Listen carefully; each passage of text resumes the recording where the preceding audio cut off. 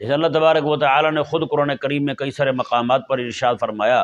جو بندہ اس طرح کی صحبت اختیار کرتا ہے، گندی صحبت میں بیٹھتا ہے، اللہ تعالیٰ نے اس کے بارے میں فرمایا وَيَوْمَ يَعَضُّ الظَّالِمُ عَلَىٰ يَدَيْهِ يَقُولُ يَا لَيْتَنِي اتَّخَذْتُ مَعَ الرَّسُولِ سَبِيلًا یا ویلتیٰ لیتنی لم اتخذ فلانا خلیلا۔ اللہ تعالیٰ نے فرمایا قیامت والے دن ظالم بندہ جو ہے نا، جس نے میرے حبیب کی اطاعت نہیں کی، قیامت والے دن وہ اپنے ہاتھوں کو کاٹے گا۔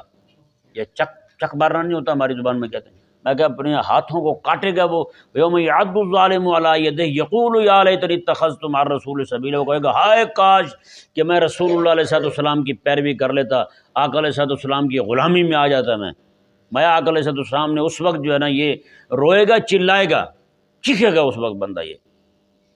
اللہ اکبر کبیرہ۔ اور آگے کیا فرمایا اللہ تبارک و تعالیٰ نے، یقول یا لیتنی اتخذت مع الرسول سبیلا یا ویلتیٰ لیتنی لم اتخذ فلانا خلیلا، کہے گا ہائے افسوس میں نے فلاں کو اپنا یار نہ بنایا ہوتا، فلاں کو اپنا دوست نہ بنایا ہوتا، اسی نے مجھے اللہ تبارک و تعالیٰ کے دین کے قریب نہیں آنے دیا، اس نے مجھے رسول اللہ علیہ السلام کے دین کے قریب نہیں آنے دیا، اسی نے مجھے فلاں وقت نماز سے روک دیا۔ تو یہ جو صحبت ہے نا، یہ بندے کو برباد کر دیتی ہے۔ صحبت بد والا بندہ قیامت والے دن روئے گا، اور اس کے رونے کا بیان اللہ نے قرآن میں فرمایا ہے، اور جو چیخے گا، چلائے گا، جو کچھ کہے گا، اللہ تعالیٰ نے وہ بھی قرآن میں کہہ دیا ہے۔